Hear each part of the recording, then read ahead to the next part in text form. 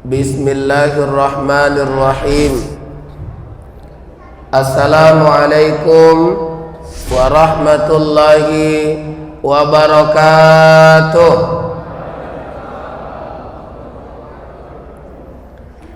Hamdan wa syukran lillah, salatan wa salaman ala rasulillah wa ala alihi wa ashabihi wa mawala. Qala Allah Ta'ala fil Qur'anil Karim, a'udzu billahi minasy syaithanir rajim. Bismillahirrahmanirrahim. Ya ayyuhalladzina amanu dukhulu fis silmi kaffah wa la tattabi'u khutuwatis syaitan innahu lakum aduwwum mubin. Shadaqallahul azim wa sadaqa rasuluhun nabiyyul karim wa nahnu ala dzalika minasy syahidin wasyakirin walhamdulillahi rabbil alamin. Mari kita bersyukur kepada Allah dengan mengucap alhamdulillah. Salawat dan salam tidak lupa kita sampaikan kepada Nabi yang kita cinta, Baginda Rasul Muhammad sallallahu alaihi wasallam. Mudah-mudahan nanti di yaumil mahsyar kita semua mendapatkan syafaat dari beliau. Amin amin ya rabbal alamin. Pertama sekali yang saya hormati dan yang kita muliakan, Bapak atau Ibu pimpinan Yayasan Haji Agus Salim Siregar yang hadir pada hari ini. Kemudian yang kita hormati dan yang kita muliakan, Bapak dan Ibu Rektor, Wakil Rektor yang hadir pada hari ini. Kemudian Bapak Ibu Dekan, Ketua Prodi, kemudian seluruh staf pegawai yang ada di lingkungan Universitas Medan Area, yang insyaallah kita semuanya dirahmati dan diridhai oleh Allah Subhanahu wa taala. Alhamdulillah hari ini Allah menakdirkan kita bertemu di hari ke-24 bulan Rabiul Akhir tahun 1441 Hijriah. Kalau kalender Masehi saya ndak usah kasih tahu, karena Bapak Ibu pasti hafal. Kok yakin kali Ustadz? Saya memang yakin kalau kalender Masehi pasti hafal, karena tanggal gajian ada di kalender Masehi, makanya semuanya hafal. Tapi kalau kalender gajian dirubah oleh yayasan jadi kalender Hijriah, yakinkan semua dosen, staf, pegawai pasti akan menghafal kalender Hijriah. Saya dengar orasi dari anggota DPR Sumatera Utara. Mari kita boomingkan kalender Hijriah dengan tahun baru. Begitu naik saya bilang, bohong itu semua saya bilang. Kalau berani Bapak anggota DPR buat perda, ya, untuk umat Islam gajiannya mengikuti kalender Hijriah. Buat perda itu. Kalau tembus, nggak usah MUI itu nyetak kalender ribuan, nggak usah. Ya, nanti umat Islam akan nyetak sendiri. Kenapa? Karena ada tanggal gajian. Kalau ada tanggal gajian, pasti kalender Hijriah akan booming. Kalau nggak ada, ya kayak ginilah. Ustadz-ustadz yang mengingatkannya. Ini pun kadang-kadang ada ustadz yang lupa juga. Ada. Tapi alhamdulillah saya secara pribadi yang bisa saya amalkan, kalau saya ceramah di awal saya kasih tahu kalender Hijriahnya. Kalau ini Rabiul Akhir, berarti Bapak Ibu kita sudah melewati Rabiul Awal. Bulan kelahiran Nabi sudah kita lalui. Ustadz, tapi Maulid Nabi masih ada? Iya. Memang kalau Maulid Nabi ini kan tradisi. Maulid Nabi ini kalau di kota Medan itu rata-rata sampai 2 bulan. Dari mana Ustadz tahu? Ya dari jadwal saya lah. Sampai 2 bulan. Bahkan Bu, sampai bulan Januari masih ada yang merayakan Maulid Nabi. Kalau di Aceh lebih lama lagi, hampir 4 bulan. Oh gitu ya Ustadz? Iya. Ini tradisi. Kalau bahasa ilmiahnya kita di kampus namanya kearifan lokal. Bahasa usul fikihnya namanya uruf. Kalau kita menyebutnya dengan adat. Jadi Bapak Ibu, kita semuanya ini punya adat, punya tradisi, punya kebiasaan, dan punya kearifan lokal masing-masing. Kita Bapak Ibu dalam kaitannya dengan kehidupan kita, memang kita tidak bisa sama dengan orang Arab. Kenapa? Karena tradisi kita beda dengan orang Arab. Orang Arab kalau dilihat dari tradisinya berbeda. Jangan mengukur tradisi Indonesia dengan tradisi Arab. Jangan mengukur tradisi Arab dengan tradisi Indonesia, nggak nyambung. Ya. Orang Arab perempuannya lebih suka pakai baju warna hitam. Kalau orang Indonesia perempuannya lebih suka pakai baju warna putih. Laki-laki di Arab itu lebih suka pakai jubah. Kalau laki-laki di Indonesia lebih suka pakai sarung. Beda. Jadi nggak usah disamakan.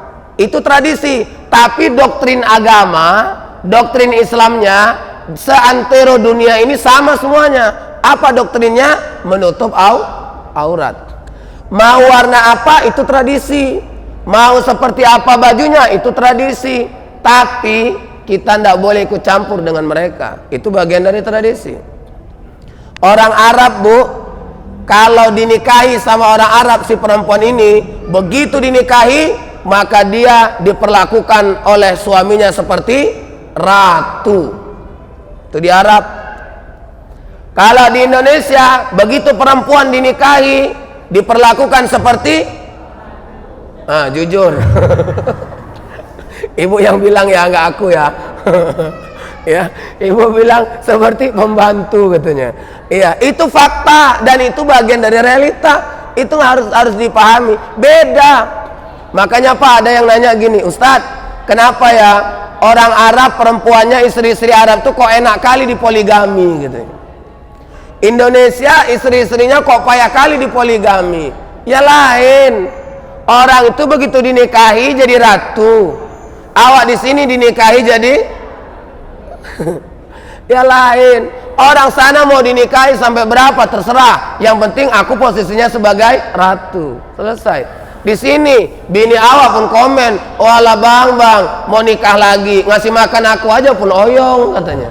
Ya, sama aku aja pun abang suruh aku kerja bang, abang suruh aku cari duit lagi, entah-entah nanti uang ngelamar bini kedua itu uang aku abang pakai. Gitu. Makanya di sini susah. Bangun rumah di Arab dengan Indonesia lain. Di Arab Bu, bangun rumah ibu yang sudah pernah sana, itu rumahnya macam kotak sabun gitu aja. Tapi dalamnya keren. Ya, Indonesia reliefnya banyak kurang banyak. Di sana rumah tingkat itu ada maknanya. Saya ditanya, Ustadz, itu rumahnya tingkat kok kayak ruko gitu Ustadz? Itu rumah orang Arab. Orang Arab tuh rumahnya tingkat disesuaikan dengan istrinya. Kalau istrinya satu, rumahnya tingkat satu. Kalau dua istrinya, rumahnya tingkat dua. Istrinya 3, tingkat 3. Istrinya 4, tingkat 4. Nanya lagi bapak-bapak, Ustadz, itu istri yang mana yang di lantai 4 itu Ustadz? Yang muda atau yang tua? Saya jawab, yang muda lah. Kalau yang tua ya encok naik turun. Ya, makanya bapak ibu beda. Bapak di sini rumahnya banyak yang tingkat ini. Tapi alhamdulillah istrinya 1. Kalau bapak ke Arab, ditanya sama pedagang Arab, "Kam zaujuka?" Berapa istrimu? Awak jawab, "Wahid, 1." Apa katanya? "Anta miskin." Jadi kalau awak di Arab istrinya masih 1 berarti miskin. Saya tanya, jadi kalau lajang kayak mana? Belum nikah kayak mana?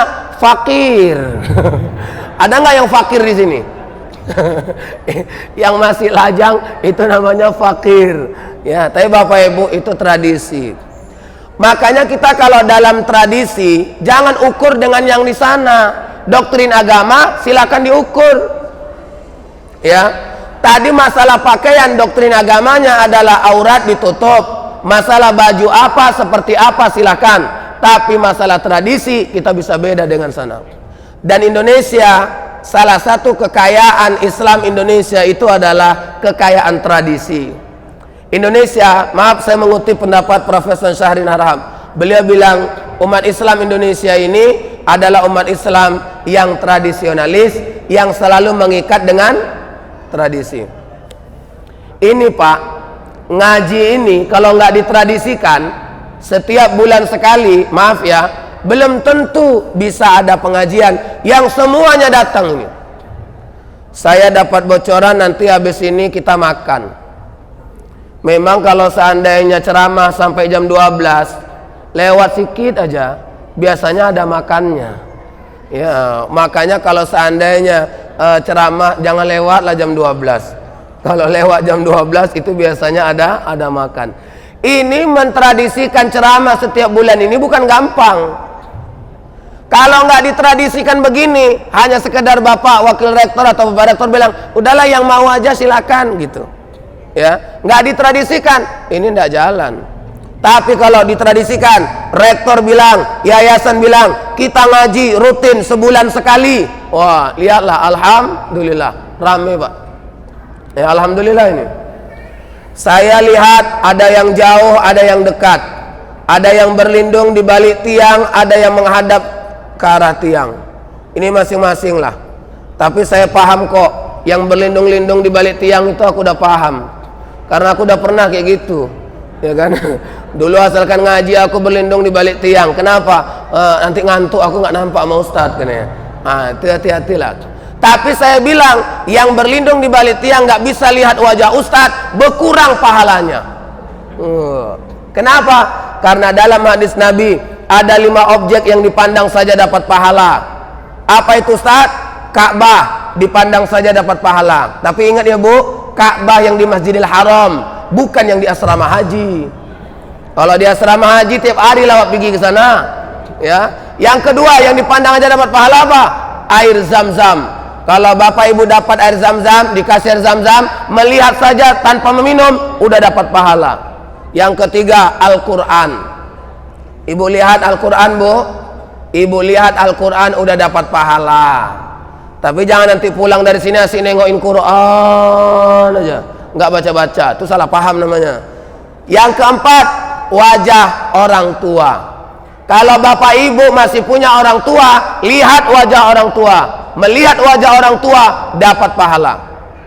Tapi kalau Bapak Ibu sekarang udah jadi orang tua, ingat, kalau dilihat wajahnya sama anaknya, berarti anaknya mau cari pahala. Jangan disentak. Nih ada bapak ditengokin muka sama anaknya, tengok. Apa kata tengok? Minta duit ini. Langsung besok anaknya nggak mau lagi nengok muka ayahnya. Padahal anak itu mau cari pahala. Yang kelima, wajah orang soleh. Wajah orang soleh itu dipandang saja dapat pahala. Kalau Bapak Ibu di sini semuanya adalah orang-orang soleh dan solehah, berarti saling memandang dapat pahala. Ya udah, tengok-tengok aja dulu. Tapi kalau Bapak Ibu mengatakan salah satu contoh orang soleh itu adalah saya, berarti siapa yang bisa memandang wajah saya dapat pahala.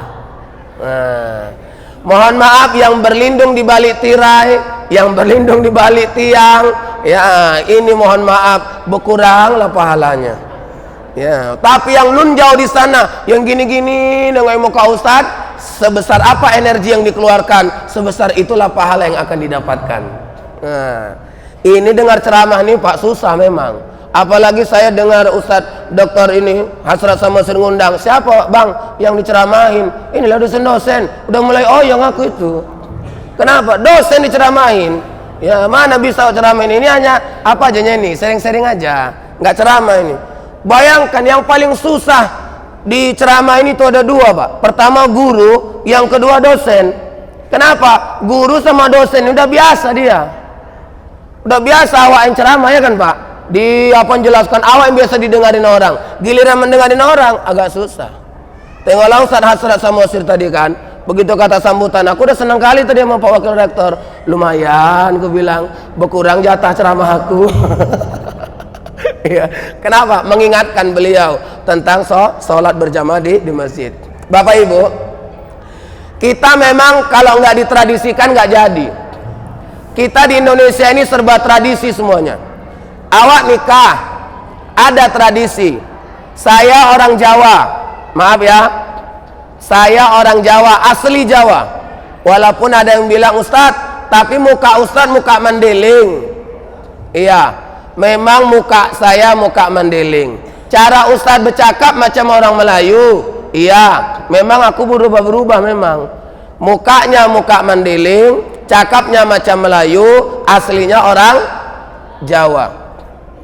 Ustadz, kenapa muka Ustadz kok muka Mandeling? Karena istriku orang Mandeling. Marganya Lubis. Udah 8 tahun aku tidur sama dia, berubah muka aku. Jadi yang masih lajang nih kalau milih bini hati-hati ya. Jangan yang ngancur kali. 8 tahun awak tidur sama dia, berubah muka awak. Bapak Ibu, wallahu alam. Tapi saya orang Jawa, menikah pakai pecah telur. Orang Batak bilang apa? Tuh tengok orang Jawa itu katanya. Entah apa, wah telur bagus-bagus dipecahkan, bagus digoreng katanya. Nah, dimakan kenyang awak katanya. Udah, itu orang Batak bilang. Orang Batak nggak boleh mengukur tradisi Jawa dengan tradisi Batak. Tanya dulu sama orang Jawa itu apa maknanya. Kalau orang Jawa ditanya pasti tahu maknanya. Yang nggak tahu berarti nggak belajar dia. Kalau Ustaz tahu.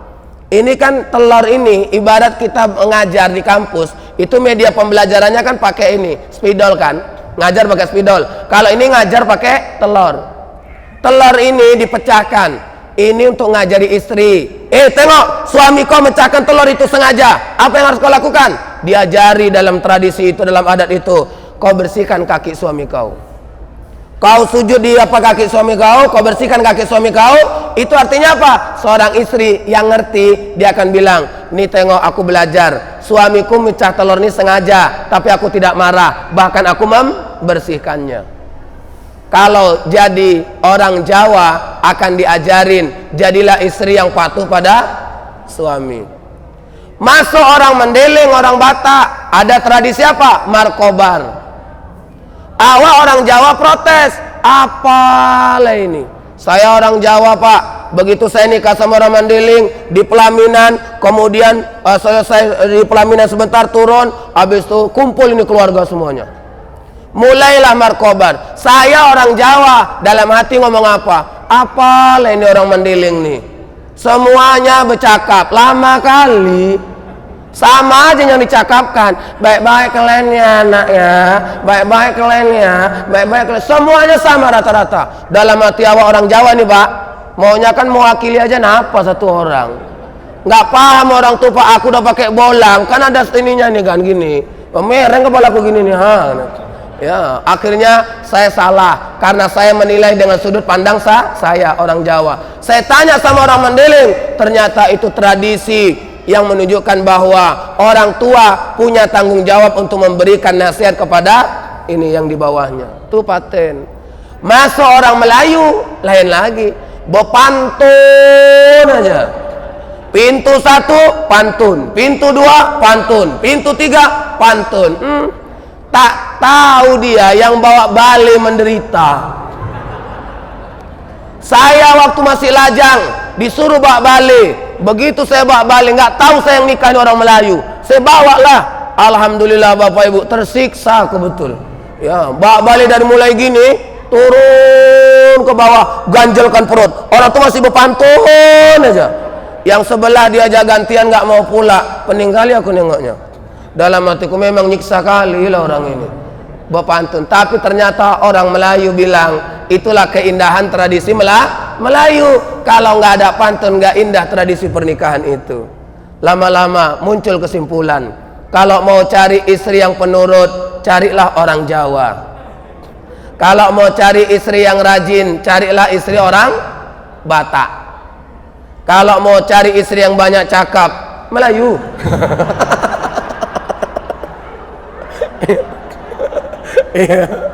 Maaf Bapak Ibu, ini termasuk. Tapi Bapak Ibu jangan mengukur semuanya itu dengan ukuran kita ya, semuanya akan salah gitu. Dah, nikah udah selesai, hamil. Begitu hamil muncullah tradisi baru. Apa itu Ustaz? Tradisi nuju bulan. Kalau orang Jawa bilang tingkopan. Nuju bulan. Maaf Bapak Ibu, sekarang nggak nuju bulan lagi, 4 bulan pun udah.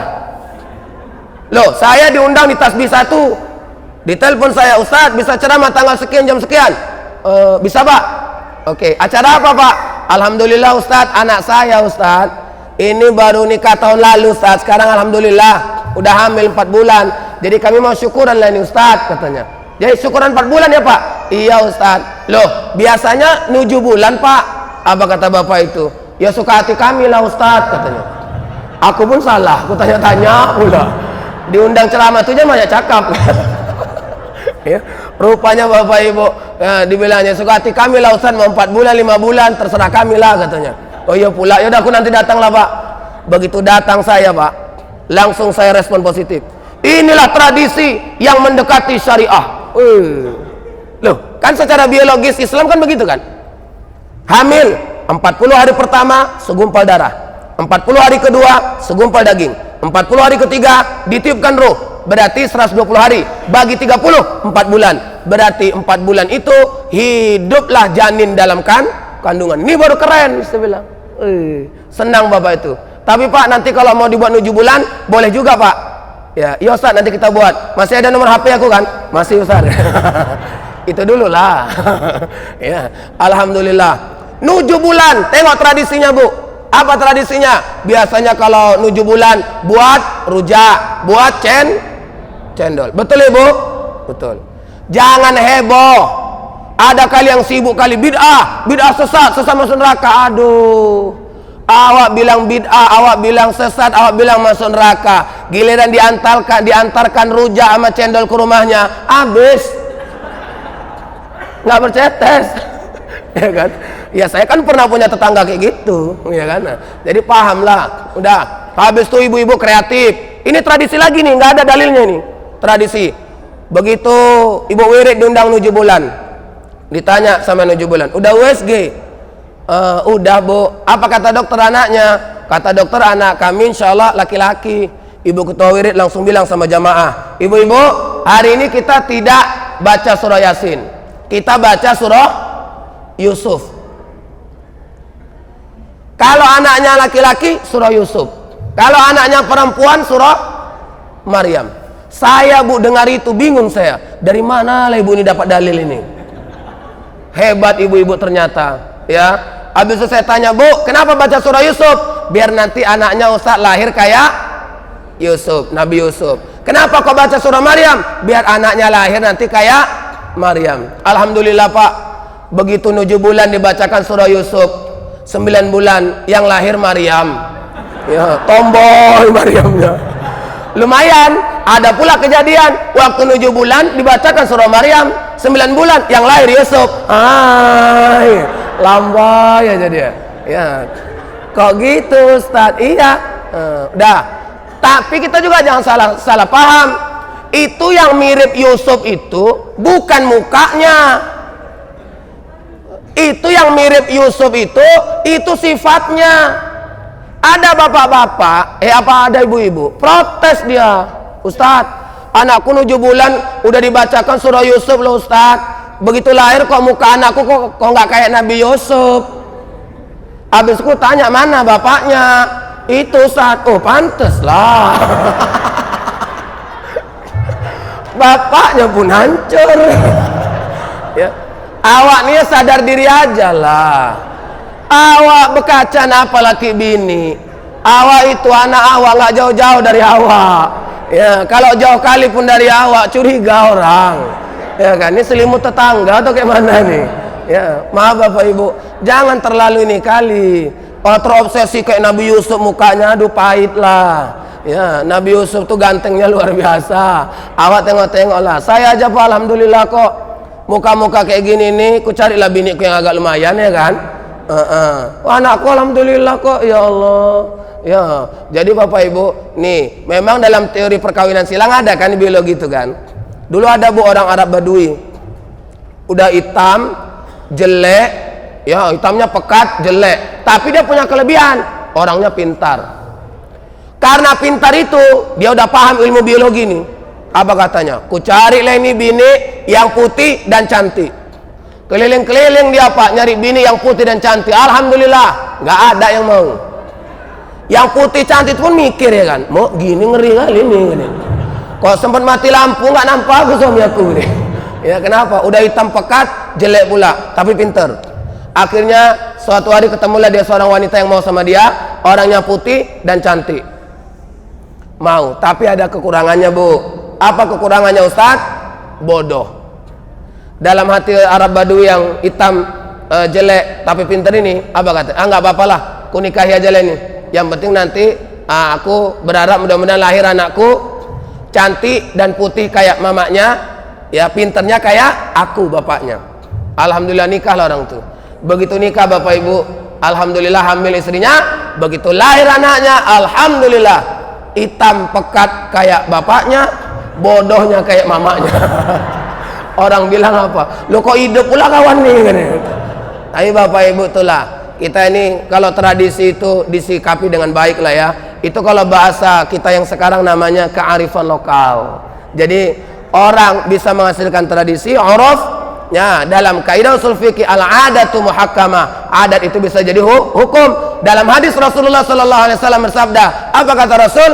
Antum a'lamu bi umuri dunyakum. Kamu itu lebih tahu tentang urusan duniamu. Kalau dalam doktrin agama jangan pernah ada perbedaan di seluruh dunia, tapi kalau dalam hal urusan dunia yang berkaitan dengan kebiasaan, maka Bapak Ibu silakan berkreasi, berinovasi sebaik mungkin, karena bisa jadi baik menurut kita, tidak baik menurut orang Arab, dan bisa jadi baik menurut orang Arab, tidak baik menurut kita. Ibu pernah lihat kemenyan? Kalau ke tanah suci ada yang lihat orang Arab bakar kemenyan? Ada ya. Saya kemarin di ini geraha Telkomsel itu ada. Saya tengok di situ, oh dia nih bakar apa? Kemenyan. Kenapa? Karena itu wangi-wangian. Bagi orang Arab itu yang namanya kemenyan, wangi-wangian. Awal orang Indonesia bakarlah kemenyan. Apa kata orang? Ngundang setan. Bapak baca bakar kemenyan sebulan penuh Pak. Habis itu bulan depan beli mobil lah Bapak. Langsung orang bilang, ih babi ngepet kayaknya kawan nih. Ya, udah. Curiga orang. Padahal orang Arab menganggap kemenyan itu wangian. Ustaz, lucu kali orang Arab. Nah, jangan dibilang gitu. Beda. Hidung kita sama hidung orang itu udah beda. Hidung orang tuh lubangnya besar. Awan nih jentik aja pun nggak masuk, ya kan? Kenapa? Beda penciuman. Istri saya dibawa ke SPBU, asal ngisi minyak. Apa katanya? Abi, bukalah kaca jendela mobil. Kenapa Mi? Ya, Umi mau menghirup wangi bensin. Saya bilang, apa lah Umi ini? Bensin aja kok dihirup. Ini enak loh. Nah, habis itu aku bilang, ya udah kerja sini aja lah Umi, ya kan? Bapak Ibu, lain hidung aku sama hidung bini, lain, ya kan Pak? Lain. Awak buang angin. Kalau orang buang angin, terasa kali. Kalau awak sendiri yang buang angin, bau? Enggak bau. Ya, curigalah kalau ada orang bilang nggak bau, berarti dia lah yang buang. Ya, tapi Bapak Ibu, lain-lain. Orang Arab kalau sakit dibacakan Al-Quran, insya Allah sehat. Awak orang Indonesia dibacakan Al-Quran ngamuk. Gak percaya tes Bu. Ibu sakit misalnya, anak ibu bilang, mama sakit ya iya nak, ku bacakan Yasin ya ya. Kayak mana ibu, ngamuk nggak? Langsung, kau pengen mama mati kau ya? Kenapa? Orang Indonesia memahami bahwa dibacakan surah Yasin itu supaya cepat mati. Di sana enggak, kan ayat Allah ada itu. Wa nunazzilu minal Qur'ani ma huwa shifaa. Kami turunkan Al-Quran itu sebagai syifa. Syifa itu artinya obat. Bapak Ibu, ini mindset. Makanya kalau dengan tradisi kita tidak boleh langsung menyalah-nyalahkan. Kalau kita langsung menyalah-nyalahkan Bapak Ibu, Nanti ujungnya apa? Begaduh aja kerjaan awak. Capek kali awak nih, asik begaduh aja. Masalah wirid sama nggak wirid, begaduh. Masalah kunut nggak kunut, begaduh. Janganlah lagi kayak gitu. Udah, slow aja. Apa yang awak pahami, pahami. Sholat, terserah awak mau kayak mana. Iya. Awak sholat, ngangkat tangan, ada yang sejajar dengan telinga, Allahu Akbar, silahkan, ya kan? Ada yang ngangkat tangan sejajar dengan ini bahu, Allahu Akbar. Udah, ini nggak usah dibahas. Prinsip sholat kan cuma satu, shollu kama ra'aitumuni usolli. Sholatlah kamu sebagaimana kamu melihat aku sholat. Yang penting tanya sama yang sholat, kau ngangkat tangan sejajar dengan telinga, ada dalilnya? Ada, mainkan. Kalau sejajar dengan bahu, ada dalilnya? Banyak, mainkan. Udah selesai. Jangan diledekin. Di kampung ini pada ngeledekin. Kalau ada orang sholatnya gini, Allahu Akbar. Apa kata orang kampung? Tengok tuh, tengok. Kenapa? Sholat aja kayak ngeluarin tenaga dalam kan.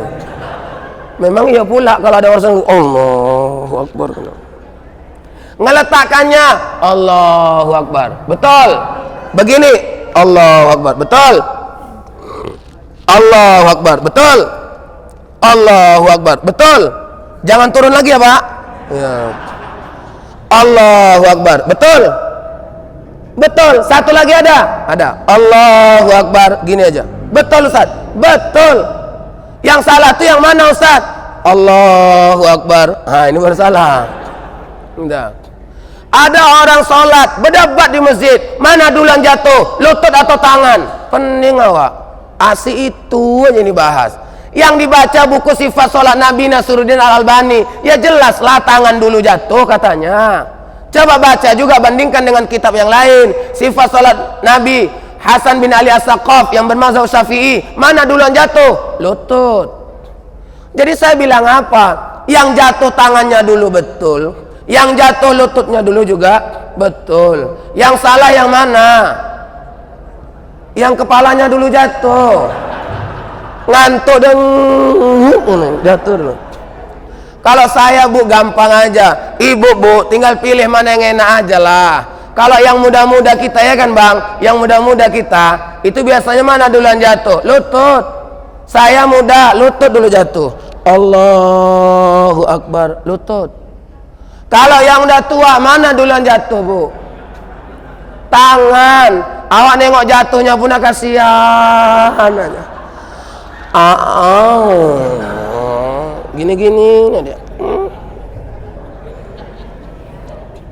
Nggak apa-apa Ustaz, nggak apa-apa. Ada kan Bu yang gitu kan? Ada. Aku 6 tahun tinggal di masjid. Ya, apalah Wak. Nah, giliran naik, kalau masih muda mana duluan naik? Kepala. Allahu Akbar, kepala duluan naik. Giliran yang sudah tua, mana duluan naik? Nih. Enggak percaya tengoklah naik. Allah.